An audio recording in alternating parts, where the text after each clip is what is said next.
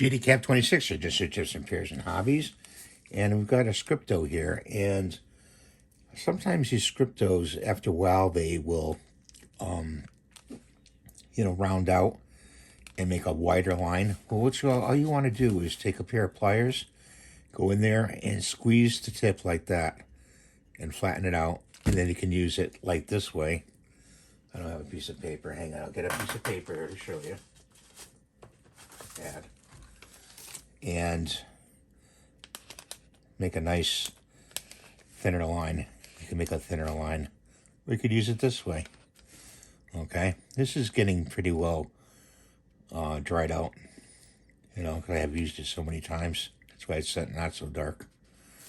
But I want to show you that little tip if you ever round out your scripto. Thanks for watching. Have a great day. We'll see you next time. Bye for now.